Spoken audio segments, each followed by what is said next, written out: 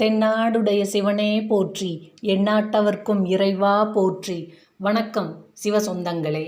ஆடி மாதத்தில் சுபகாரியங்களை தள்ளி வைப்பது ஏன் என்பதை பற்றி பார்ப்போம். ஆடி மாதத்தில் ஆன்மீக ரீதியாக விசேஷங்கள், கொண்டாட்டங்கள் அதிகமாக நடைபெறுகின்றன. ஆனால் அதே சமயம் ஆடி மாதத்தில் சுபகாரியங்களை தள்ளி வைக்கும் பழக்கமும் இருந்து வருகிறது. ஏன் இந்த முரண்பாடு? அதற்கான காரணங்களை சாஸ்திர ரீதியாக பார்க்கலாம். பூலோகம் செழிப்பாக இருந்து இயங்குவதற்கு காரணமே சூரியனின் ஒளிக்கதிர்கள்தான். சூரியனின் ஒளிக்கதிர்கள் பூமியில் விழும் நேரத்திலிருந்துதான் துவங்குகிறது ஒரு நாள் என்பதை நாம் கணக்கில் கொண்டுள்ளோம். இந்த ஒரு நாளிலேயே உஷாகாலம் எனப்படும் காலை பொழுது ஆரம்பம். அதாவது சூரிய உதயம் முதல் பகல் 12 மணி வரை பூர்வாங்கம் எனப்படும். 12 மணிக்கு மேல் சூரியன் மறையும் கணக்கு.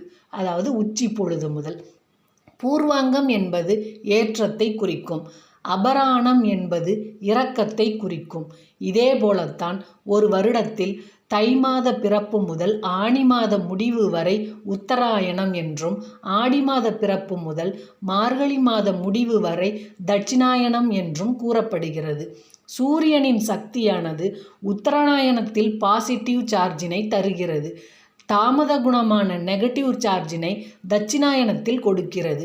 இது ஆடி மாத பிறப்பிலிருந்து தொடங்குகிறது. ஆடி மாதம் அந்த காலத்தில் மிக முக்கியமான மாதமாக கருதப்பட்டது.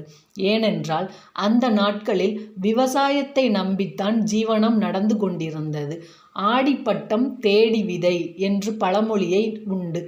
ஆடியில் விதை விதைத்தல், விவசாயம் செய்தல், துணி நெய்தல், குடிசை தொழில் செய்தல் போன்ற வருமானத்திற்கு வழி ஏற்படுத்தி கொள்ளும் முக்கியமான ஆதார வேலைகளில் ஈடுபடுவார்கள். ஆடியில் பூர்வாங்க வேலைகளை செய்தால்தான் ஒருவருக்கு பயிர் அறுவடை கார்த்திகை மற்றும் தை மாதத்தில் உண்டாகும். அந்த சமயத்தில்தான் கையில் பணமும் வர வாய்ப்பு இருக்கும்.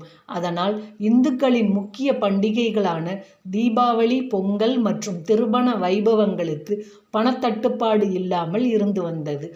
ஆடி மாதம் விவசாயத்திற்காக செலவு செய்யும் காலமாக இருந்ததால் அந்த சமயத்தில் வேறு செலவுகள் செய்ய பணம் இருக்காது.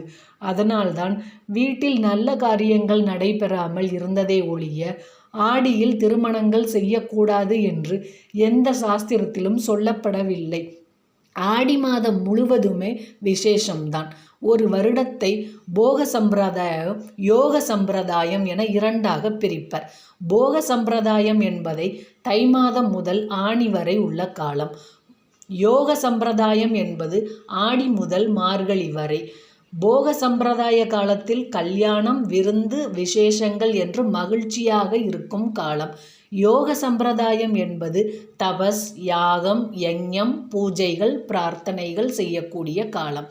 போக காலத்தில் முதல் மாதம் ஆடி என்பதால் தெய்வீக பண்டிகைகள் அதிகம்.